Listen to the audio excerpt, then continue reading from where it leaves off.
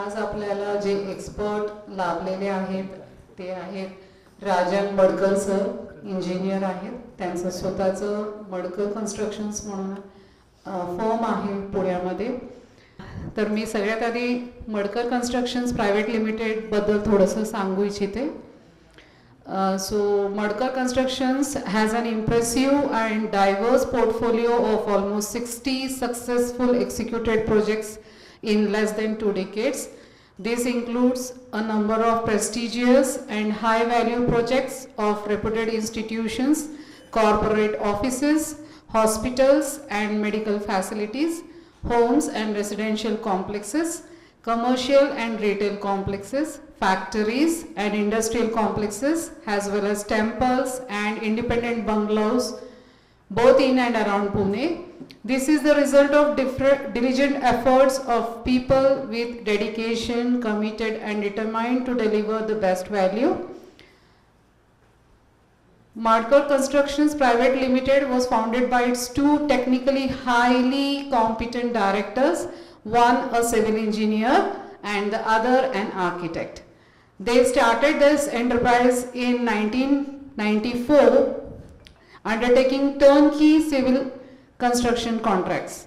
Building on its strengths and achievements, Madkar Constructions Private Limited promotes and develops its own residential as well as commercial ventures and has established a strong reputation of being the most reliable and trusted name in the real estate business.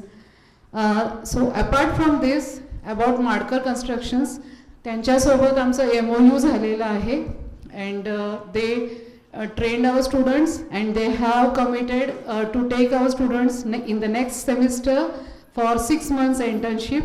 I am very much thankful to you, sir. In advance, I am telling thanks. So in this way, they help us in a lot of things like आजच्या FDP साठी पण ते आलेले आहेत. आम्ही just त्यांना सांगितलं एवढं बिझी शेड्यूल असताना सुद्धा त्यांनी कमिटमेंट दिलं अँड बिफोर टाईम सुद्धा ते पोहोचले. पण आपलं जसं की मॉर्निंग सेशन थोडंसं एक्सटेंड झालं कारण ते हँड्स ऑन होतं. मग नंतर मगाशीचं सेशन थोडं एक्सटेंड झालं बट पेशन्सली दोघेही आपल्यासाठी थांबले. So I am very much thankful for that.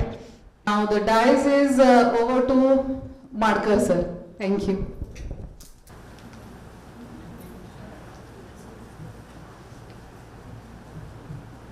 Light हवा आहे. महाराष्ट्रातून विविध भागातून आलेल्या सर्व फॅकल्टी मेंबर्सचे मी मनापासून स्वागत करतो आणि तसेच Maharashtra state board of technical education, civil engineering department, polytechnic college यांचेही आभार मानतो. त्यांनी recent trend and innovation in civil engineering या सत्रात आम्हाला रिडेव्हलपमेंट या विषयावर बोलण्यासाठी आणि प्रेझेंटेशन देण्यासाठी ते आमंत्रित केले, याबद्दल धन्यवाद. आणि आता ॲक्च्युली टॉपिककडे आपण वळूयात. रिडेव्हलपमेंट हा आता सध्या सगळ्यांचा जिव्हाळ्याचा विषय आहे. आता हे जे फॅकल्टी मेंबर आहे याच्यातले पुण्यातले किती जण आहात आणि बाहेरगावचे? ओके. पुण्यातल्या लोकांना तर सगळीकडे दिसतंच आहे रिडेव्हलपमेंट. आणि कुठेही तुम्ही आज नातेवाईकाचा, मित्रमंडळीचा, ऑफिसात जा, रिडेव्हलपमेंट हा विषय सगळीकडे चर्चेचा असतो. 4 जणांचे रिडेव्हलपमेंट चालू असतात, 4 जणांचे अडकलेले असतात, 4 जणांचे झालेले असतात आणि हे वेगवेगळे विषय तिथे चर्चेला नेहमीच आपल्याला ऐकायला मिळतात. तर तसा विषय हा क्लिष्ट आहे.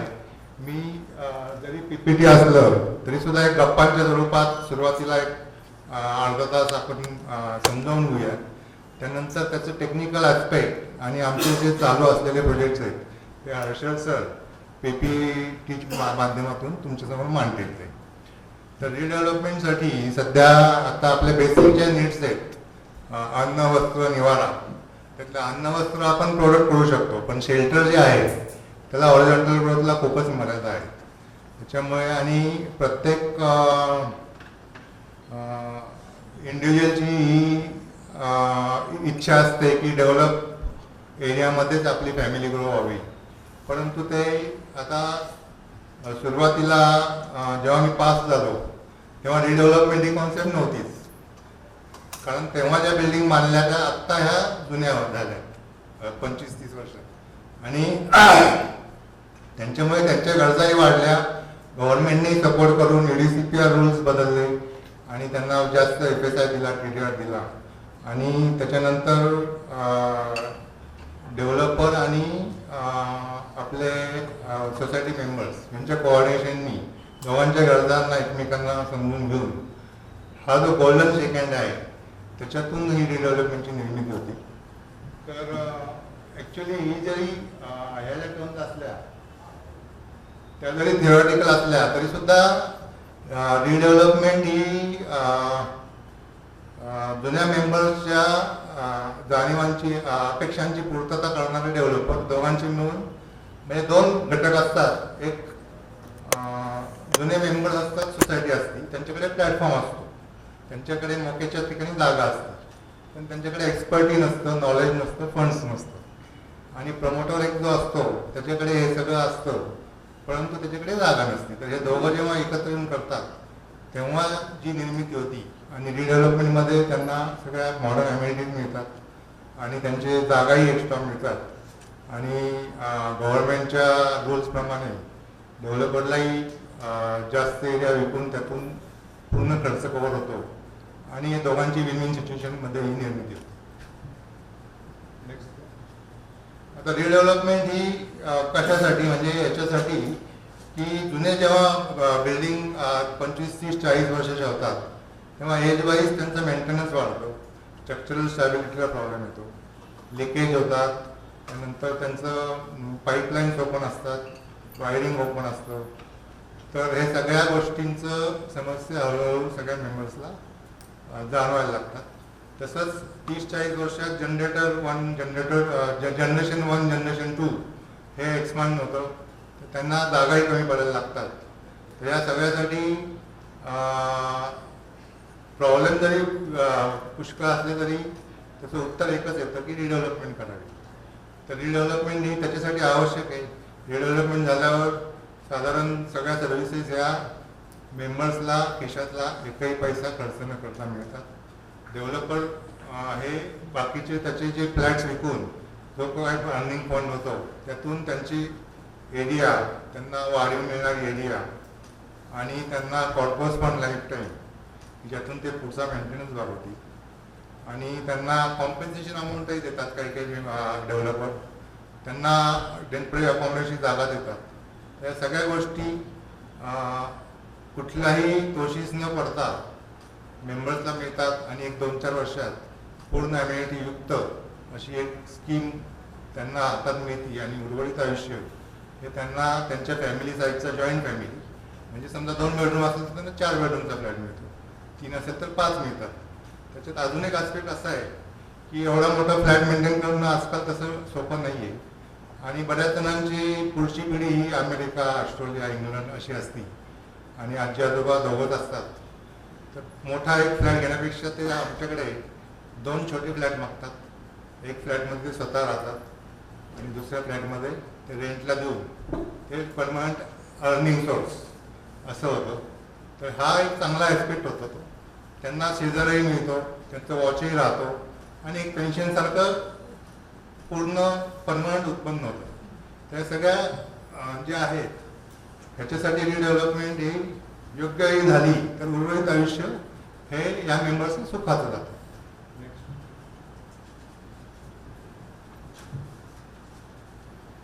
तर एकदा सोसायटी मेंबर्सनी ठरवलं की रिडेव्हलपमेंट प्रोसेस सुरू करायची, त्याच्यासाठी सगळ्यात पहिली स्टेप अशी राहील की सगळ्या मेंबर्सचं एक रिझॉल्युशन म्हणजे ठराव पास करायला पाहिजे, आणि सगळ्यांचं कन्सेंट घ्यायला पाहिजे. आणि हा अतिशय आवश्यक भाग आहे त्याचं, कारण पुढे जाऊन एखाद्या मेंबर्सनी जरी ऑब्जेक्शन घेतलं तरी सुद्धा पूर्ण ही रिडेव्हलपमेंटची प्रोसेस होल्ड होऊ शकते. काही मेंबर्सचे विविध प्रॉब्लेम असतात, लिगल एरर्सचं नाव ट्रान्सफर झालेलं नसतं, किंवा कोणी इंटिरियरच्या नुकताच 3-4 लाख खर्च केलेला असतो, किंवा कुणाचा फ्लॅट हा बिझनेस लोनसाठी मॉर्गेज असतो.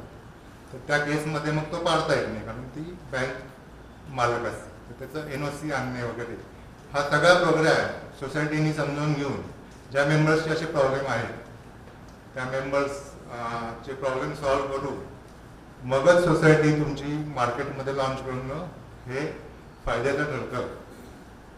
हा बोला. FSI कोणाचा पाहिजे?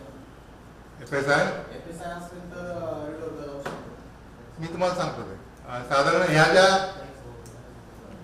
ज्या सोसायटी आहेत त्या सगळ्या 80-90 साली बांधलेल्या आहेत. तेव्हा 1:1 FSI होता. 2010 साली 1:6 होता. 12 साली 1:8 झाला आणि आता UDCPRने 1:3.4 टाइम्स जे सर सांगतील ॲक्च्युअल केसमध्ये. त्याच्यामुळे हे सगळं शक्यता वाढत गेल्या आहेत आणि त्याच्यामुळे डेव्हलपरलाही परवडतं आणि मेंबर्सलाही ते देता येतं. तर प्री डेव्हलपमेंटमध्ये आपण बोलत होतो तर तिथे या सगळ्या गोष्टी पूर्ण सॉर्ट आउट करून प्रोजेक्ट लॉन्च करणे सोसायटीच्या दृष्टीने फायद्याचं असतं. त्याचं कारण असं की ह्या गोष्टी घेऊन बिल्डरकडे गेलं तर बिल्डर हे प्रॉब्लेम सॉल्व्ह करतो पण ते सोसायटीच्या कॉस्टने करतो. तो काही स्वतःच्या खिशातनं नाही करतो.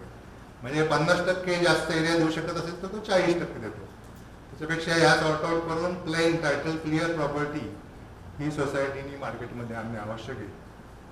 टायटल क्लिअरचा दुसरा एक लिगल ॲस्पेक्ट असा आहे की ही सोसायटी जेव्हा पूर्वी बांधलेली आहे 90 साली 80 साली त्या जुन्या बिल्डर आणि लँडलॉर्ड बरोबर कन्व्हेन्स डीड हे असणं अतिशय आवश्यक आहे. कन्व्हेन्स डीड करून सोसायटीच्या नावावर पूर्ण प्रॉपर्टी असणे याचा अर्थ पूर्वीचा लँडलॉर्ड आणि पूर्वीचा बिल्डर यांचे प्लॉटवरचे पूर्ण हक्क निघाले आणि सोसायटी किंवा अपार्टमेंट हे होणार आहे. हे न करता पुढे गेला आणि डिसमेंटल केली तर प्लॉटवर परत क्लेम करण्याचे प्रकार हे पूर्वी घडलेले ते तुम्हालाही माहिती. बरेच केसेस आहेत. ट्रस्ट ऑफिसची तशी यांची केस ही फेमसच आहे. तर याच्यासाठी कन्व्हेन्स डीड हे आवश्यक आहे. कन्व्हेन्स डीड समजा केलं नसेल तर सोसायटीनी हे लिगल कन्सल्टंट अपॉइंट करून जुन्या बिल्डरला आणि लँडलॉर्डला गाठून ते करायला पाहिजे. समजा जुना बिल्डर लँडलॉर्ड कोऑपरेट करत नसेल, अवेलेबल नसेल काही कारणाने तर गव्हर्नमेंटनी अशा सोसायटींना मदतीसाठी डीम कन्व्हेन्स डीड हे सगळी सोय केलेली आहे. त्याच्यात एकतर्फी जरी बिल्डर आला नाही तरी सुद्धा गव्हर्नमेंट अथॉरिटी अथॉराईज करून हे कन्व्हेन्स डीड होतं आणि त्याच्यानंतर सोसायटीचे रिडेव्हलपमेंटचे मार्ग मोकळे होतात.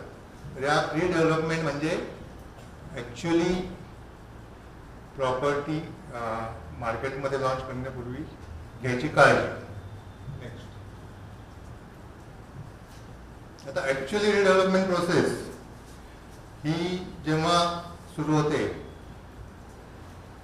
तेव्हा सोसायटीनी 3 प्रकारचे कन्सल्टंट नेमणे अपेक्षित आहे फॉर स्मूथ सेफ्टी आणि ऑप्टिमम प्रोसेस ऑफ रिडेव्हलपमेंट. पहिला लिगल कन्सल्टंट येतो, दुसरा प्रोजेक्ट मॅनेजमेंट कन्सल्टंट येतो आणि तिसरा टॅक्स कन्सल्टंट येतो. लिगल कन्सल्टंटचं काम आपण पाहिलं ते सुरुवातीला टायटल क्लिअरन्स करणे.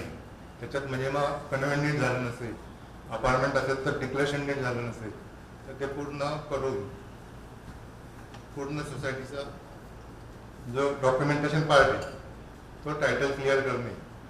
त्याच्यानंतर प्रोजेक्ट मॅनेजमेंटचा हा महत्त्वाचा रोल येतो. हे सगळे डाटा एकत्र करून प्लॉट साईज, रोड वाइंडिंगमध्ये काही जागा जाते का, रोड विड्थ किती आहे, मार्केट लोकेशन कसं आहे आणि तिथे येणारं मार्केट रेट अपेक्षित किती आहे, लोकांच्या कार्पेट एरिया किती आहे. इथे परत प्रोजेक्ट मॅनेजमेंट कन्सल्टंटला एक महत्त्वाचा भाग येतो. पूर्वीच्या ॲग्रीमेंटमध्ये कार्पेट एरिया या नव्हत्या, बिल्टअप एरिया मेन्शन करायचे. पण बिल्टअप एरियाचा रेशो जो होता तो carpet to builder, builder to builder vary होता. त्याच्यामुळे हे ॲक्च्युअली PNCनी ॲक्च्युअली घरी जाऊन मधून प्रत्येकाच्या सही घेणे हे अपेक्षित आहे. हे सगळं मी सांगतो याचं कारण नंतर आम्ही हे डिस्प्यूट खूप फेस केलेले. हे 580 स्क्वेअर फूट असेल त्याच्यावर आम्ही 40% देतो अशी आमची ऑफर होती आणि शेवटच्या क्षणी 580 माझी 620 आहे. तर त्याच्यामुळे मग ते म्हणजे एवढ्या छोट्या कारणावरून सुद्धा 3-3 महिने मग ते लांबत जातात. तर सगळा हा जो फ्रेम आहे हा क्लिअर करून पुढे जाणे हे जास्त महत्त्वाचं आहे. तर हे झाल्यानंतर मग PMC हे फिजिबिलिटी रिपोर्ट करतो. हे सगळ्या याचा स्टडी करून UDCPR रूल्स हे आता सगळे महाराष्ट्रभर लागू आहेत. त्याच्यामुळे सगळे सिटीज आणि सगळे मुंबई, पुणे, औरंगाबाद सगळे एका प्लॅटफॉर्मवर आहे. तर त्याचा अभ्यास करून आपले जे PMC आहेत ते फिजिबिलिटी रिपोर्ट करून एक रेंज देतात, आयडिया देतात की तुम्हाला एक 40 ते 50% जास्त मिळेल किंवा 60 ते 70% जास्त मिळेल. तुम्हाला एवढा कॉर्पस पण मिळू शकेल, या एरियात एवढं रेंट मिळू शकेल. तर साधारण ह्या सगळ्या मेंबर्सला अवेअरनेस येतो की आपल्या मार्केट प्रॉपर्टीचं पोटेन्शियल किती आहे. तर साधारण ते सगळं मान्य झालं की सोसायटी PMCला ग्रीन सिग्नल देते. मग पेपरमध्ये रितसर जाहिरात देऊन आपल्या रिनोड आणि रिलायबल कम्फर्ट लेवलचे बिल्डर जे आहेत त्यांना इन्व्हाइट करून प्रोजेक्ट मॅनेजमेंट कन्सल्टंट हे टेंडर फ्लोट करतात त्या सगळ्या माहितीच्या आधारे.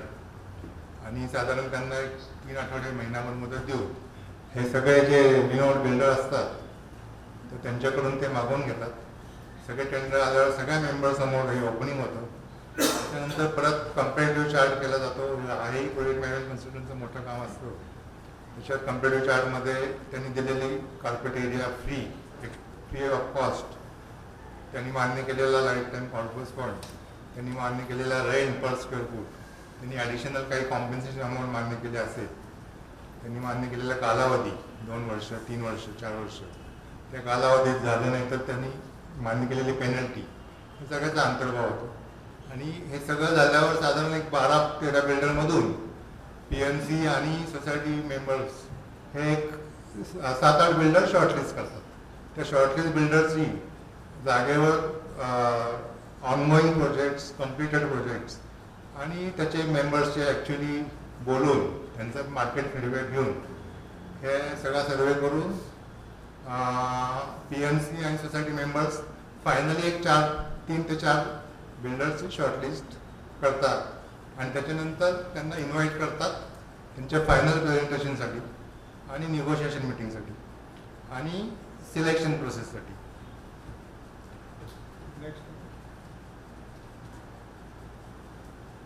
आता सिलेक्शन प्रोसेसमध्ये एक महत्त्वाचा भाग असा आहे की 100% मेंबर्सची उपस्थिती राहील अशा दिवशी एका हॉलमध्ये हे सगळं करणं अपेक्षित आहे.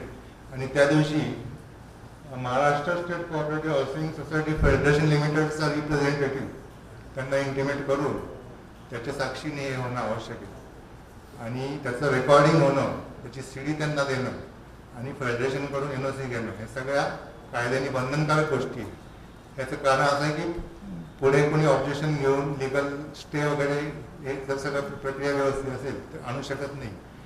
आणि फेडरेशनची NOC असल्याशिवाय कुठलीही गव्हर्नमेंट बॉडी PMC असो, PCMC असो, PMRDA असो हे प्लॅन सँक्शन करत नाही.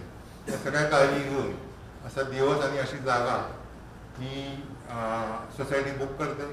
त्याच्यानंतर जे काही आपले शॉर्टलिस्टेड प्रमोटर असतात 3-4 जण असतील त्यांना एक अर्धा 1 तासाचा अवधी देऊन त्यांचं प्रेझेंटेशन सगळ्यांना दाखवलं जातं. ते त्यांची हिस्ट्री, त्यांनी केलेली कामं, त्यांची टेक्निकल स्ट्रेंथ, फायनान्शियल स्ट्रेंथ आणि बाकीचे जे त्यांचं हे जे आहे या प्रोजेक्टवर त्यांनी केलेलं काम, त्यांनी केलेले टेंटेटिव्ह प्लॅन्स हे सगळं एक्सप्लेन करण्याची त्यांना संधी दिली जाते. मेंबरशी इंटरॅक्शन करण्याची संधी दिली जाते. आणि फायनल निगोशिएशन म्हणजे त्यांनी सुरुवातीला जी ऑफर दिली असेल समजा 60% दिली असेल तर त्या दिवशी त्यांना ती शेवटची संधी असते. 60ची 70% करता येते किंवा मग 58% करता येते. तर हे सगळं त्या दिवशी हा फायनल सिलेक्शनचा दिवस असतो. हे सगळं झालं की मग प्रमोटरचं काम संपतं आणि मग मेंबर्सला ऑफिशियली वोटिंग जे अधिकार असतात त्याप्रमाणे ते सगळे वोट्स करून ज्यांना मॅक्झिमम वोट मिळतील तो प्रमोटर हा ऑफिशियली लिगली सिलेक्ट होतो. एकदा ऑफिशियली लिगली सिलेक्ट झाला की सोसायटीला त्याला लेटर ऑफ इंटेंट किंवा वर्क ऑर्डर लेखी स्वरूपात द्यायची असते. ती दिल्यावर हा जो बॉल हा प्रमोटरच्या कोर्टात जातो. सोसायटीचं काम इथं ऑलमोस्ट बऱ्यापैकी संपतं. आता इथं प्रमोटरची एक्सपर्टी किंवा इन्फ्लुएन्सी ही आपल्याला दिसायला अपेक्षित आहे, कारण त्याला पुष्कळ गव्हर्नमेंटच्या सेक्शनला सामोरं जायचं असतं. त्यासाठी साठी त्याला power of attorney he must असते, ॲथोराइज सिग्नेचरी. त्याला मोजणीच करायचं असतं, गार्डन एनओसी करायची असते, फायरची प्रोव्हिजन करायची असते आणि झोनिंग करायचं असतं. आजकाल एरिएशनची पण एनओसी लागते हाईटसाठी. तर ह्या सगळ्या गोष्टींसाठी डेव्हलपमेंट ॲग्रीमेंट आणि पॉवर ऑफ अटॉर्नी हे त्याला रजिस्टर करून घेणं ही पहिली स्टेप ठरते. तर डेव्हलपमेंट ॲग्रीमेंट हा तो ड्राफ्ट देतो त्याचा लिगल कन्सल्टंट, आणि सोसायटीचे जे आहेत 3 consultant. Legal consultant legal aspect पाहतो, प्रोजेक्ट मॅनेजमेंट कन्सल्टंट हा टेक्निकल ॲस्पेक्ट पाहतो, म्हणजे ऑफर लेटरमध्ये जे त्यांनी कबूल केलं आहे टक्केवारी, कॉर्पोस फंड, कालावधी, पेनल्टी आणि स्पेसिफिकेशन, मटेरियल ब्रँड आणि बाकीचे जे आहेत पार्किंग फॅसिलिटी, हे सगळ्यात कशापासून होणार हे सगळं डेव्हलपमेंट ॲग्रीमेंटमध्ये त्याचप्रमाणे आहे. हे प्रोजेक्ट मॅनेजमेंट कन्सल्टंट चेक करतो. टॅक्स कन्सल्टंट जे आहे तो टॅक्सेशन पॉईंट ऑफ व्ह्यूनी चेक करतो.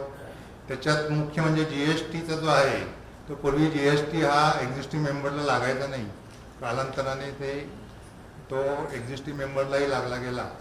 तर त्या काळात GSTचा उल्लेख नसलेले डेव्हलपमेंट ॲग्रीमेंट असल्यावर यांनी हात वर केले, कुणी प्रमोटरनी, आणि तो बर्डन मेंबरवर आला. त्याच्यामुळे ह्या सगळ्या गोष्टीची काळजी टॅक्स कन्सल्टंट घेतो आणि डेव्हलपमेंट ॲग्रीमेंट आणि पॉवर ऑफ अटॉर्नी रजिस्टर करून ही प्रमोटरला त्याच्या ताब्यात देतात. आणि त्याच्यानंतर तो त्याचं प्रॉपर जी प्रोसेस आहे डिमार्केशन, झोनिंग आणि एरिएशन, NOC, प्लॅन सँक्शनिंग, त्याच्यानंतर TDR बाजारातून घेणे, तो खर्ची टाकणे, TDRचे लोडिंग करून वरचे प्लॅन सँक्शन करणे. त्यांनी जी काही कमिटमेंट केली आहे ती 100% प्लॅन सँक्शन झाल्यावर तो सोसायटीला कळवतो. पूर्वी पार्टली प्लॅन सँक्शन झाल्यावर सोसायटी डिसमॅन्टलिंगला रिक्वेस्ट केलेली असायची, सोसायटी डिसमॅन्टल व्हायची, पण काही कारणाने प्लॅन अडकून राहायचे. आज अशी परिस्थिती की कुणीही 100% प्लॅन सँक्शन असल्याशिवाय सोसायटीनी जागा खाली करू नये. तर ते झाल्यावर तो प्लॅन सँक्शन कमिटमेंट सर्टिफिकेट हे सबमिट केल्यावर सोसायटीला 1 ते 2 महिन्याचा अवधी देतो की त्यांनी जागा खाली करावी. आणि या अवधीत प्रमोटरकडून अजून एक महत्त्वाचा विषय अपेक्षित आहे, म्हणजे त्यांना हा जो प्रोजेक्ट आहे हा महारेरा ऑर्गनायझेशनमध्ये रजिस्टर करून नंबर घेणे. महारेरा ही Maharashtra real estate authority regulatory 2016 साली स्थापन झाली आणि ही एक्झिस्टिंग मेंबर्स आणि प्रपोज फ्लॅट मेंबर्स यांच्या प्रोटेक्शनसाठी आत्ता पण उत्तम रीतीने कार्यरत आहे. त्यांना पूर्ण पॉवर आहे. त्यांना प्रमोटर्स कडून प्रत्येक 3 महिन्यांनी CA, लीगल आणि आर्किटेक्टचा अहवाल अपलोड करावा लागतो साईटवर. त्याच्यात जर काही त्यांना डिस्क्रिपन्सी आढळली तर ते प्रमोटरला नोटीस पाठवू शकतात. तसंच मेंबर्स आणि प्रमोटरमध्ये काही डिस्प्यूट झाले, समजा कमी एरिया आल्या, कमी स्पेसिफिकेशन आले किंवा अनलिमिटेड डिले होत असेल तर ते पिनलाइज करू शकतात, दंड लावू शकतात प्रमोटरला. एवढंच नव्हे तर प्रमोटर्सची जी 100% फंडिंगची जी अकाउंट्स आहेत त्यातलं 70% अकाउंट हे रेरा अकाउंट म्हणून त्यांना त्याच्यावर होल्ड आणता येतो. आणि नियम असा आहे की ह्या प्रोजेक्टमधून जो काही फंड गोळा होईल तो त्या 70% अकाउंटमध्येच भरून त्याच प्रोजेक्टमध्ये खर्च झाला पाहिजे. याचं कारण पूर्वी प्रमोटरनी पुष्कळ आपल्याला खूप उदाहरणं आहेत की प्रोजेक्ट फंड सायफनिंगचे खूप केसेस आहेत. हा प्रोजेक्ट घेतला, तो अर्धवट सुरू केला, त्याचे 3 कोटी इकडे वळवले, हा प्रोजेक्ट सुरू केला, अजून त्याला मोठी अपॉर्च्युनिटी मिळाली, हे 2 प्रोजेक्ट रखडले. हे एकदम कॉमन केसेस आहेत, सगळ्यांना माहिती. तर या सगळ्यावर चांगला चेक आला रेरा आल्यामुळे. आणि त्याच्यामुळे रेरा रजिस्ट्रेशन झाल्याशिवाय सोसायटीनी डिसमॅन्टलिंगला ताबा देऊ नये असं आमचं नेहमी सजेशन असतं. आणि रेरा रजिस्ट्रेशन झाल्याशिवाय कायद्याने सुद्धा त्याला एक काही युनिट विकता येत नाही तसं. तर ह्या ज्या गोष्टी आहेत ह्या प्रमोटरच्या ड्युटीमध्ये येतात. त्याच्यानंतर हे सगळं झालं की मग सोसायटी मेंबर्सनी वेकेट करायला हरकत नाही, त्यांना प्रॉपर ठिकाणी रेंटल अकॉमोडेशन देणे ही एक महत्त्वाची जबाबदारी प्रमोटरची असते. प्रॉपर ठिकाणी म्हणजे प्रॉपर जवळपासच्या व्हिसिनिटी, म्हणजे त्यांनी तिथं 30, 40, 50 वर्षे घालवले असतात. त्यांच्या मुलांच्या शाळा तिथं असतात, बँका असतात, हॉस्पिटल असतं, मार्केट असतं. त्याच्यामुळे त्यांना असं खूप कुठंतरी लांब चालत नाही. म्हणजे आता लेडीज लोकांना पटेल, एका मीटिंगमध्ये आमचं वाद चालला होता, 30% द्यायचे का 34%. एक गृहमंत्री महिला उभ्या राहिल्या, ते म्हणजे मला बाकी काही माहिती नाही, म्हणजे मोलकरीण कामावर आली पाहिजे अशा ठिकाणी मला फ्लॅट आहे. एवढ्या छोट्या गोष्टींची सुद्धा काळजी घ्यावी लागते ती. तर हे सगळं अशा पद्धतीने हे झालं की रेंटल अकॉमोडेशनमध्ये शिफ्ट झालं की ॲक्च्युली प्रोजेक्टला कन्स्ट्रक्शनला भूमिपूजन करून सुरुवात करता येते. आणि त्याच्यानंतर प्रोजेक्ट मॅनेजमेंट कन्सल्टंट जो आहे तो महिन्याला एक दिवस ठरवून सोसायटी मेंबर्स, प्रमोटर आणि तो असं प्रोजेक्टचा वर्क प्रोग्रेसचा रिव्ह्यू घेत असतो. तर टेक्निकल स्पेसिफिकेशन चेक करतो, क्वालिटी रिपोर्ट चेक करतो, मटेरियल जे वापरलं जातं त्याचे ब्रँड्स आणि आर्किटेक्चर प्लॅनिंग, त्याच्यात मेंबर्सच्या काही सजेशन असतील त्या इन्कॉर्पोरेट करतो. काही मेंबर्सला ॲडिशनल एरिया हवी असतील तर त्याचा रेट हा इतरांपेक्षा डिस्काउंटेड त्याला अपेक्षित असतो. तो पूर्ण डिस्काउंटेड देणं प्रमोटरला परवडत नाही, पण 100 स्क्वेअर फुटापर्यंत 10% डिस्काउंट असं कुठंतरी ते सेटल होतं. काहींना नको असते एरिया, तो सरेंडर रेटसुद्धा ठरवला जातो या काळात. आणि स्कीम ही प्रमोटर हा व्यवस्थित अनुभवी आणि कम्फर्ट लेवल चांगली असेल तर अशा पद्धतीने 2, 3, 4 वर्षात काय ते कमिटमेंट पिरियडमध्ये असतो ती स्कीम पूर्ण होती. आणि मेंबरचं जे स्वप्न असतं त्यांच्याकडे प्लॅटफॉर्म असतो, पण त्यांच्याकडे एक्सपर्टी नसती, फंड नसतात. ते स्वप्न पूर्ण होतं. प्रमोटरच्या दृष्टीने त्याच्याकडे फंड्स असतात, एक्सपर्टी असते आणि टेक्निकल सपोर्ट असतो, पण चांगल्या भागात प्लॅटफॉर्म नसतो. त्यालाही संधी मिळते, त्याचंही बिझनेस एक्सपान्शन होतं, नाव होतं, 4 पैसे मिळतात. अशा पद्धतीने दोघांनाही विन विन सिच्युएशन होऊन हा रिडेव्हलपमेंट प्रोजेक्ट पूर्ण होतो.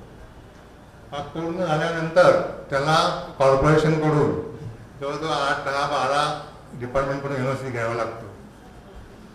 त्याच्यात रेन वॉटर हार्वेस्टिंग आहे, म्हणजे तुमच्या टेरेसचं पाणी किंवा प्लॉटमध्ये पडलेलं पावसाचं पाणी त्यातच जिरेल. व्हर्मिकल्चर आहे, म्हणजे तुमचा ओला कचरा जो आहे तो त्याच ठिकाणी गांडूळ करतात, सरांनी आधी सांगितलंच, तिथेच जिरला जाईल.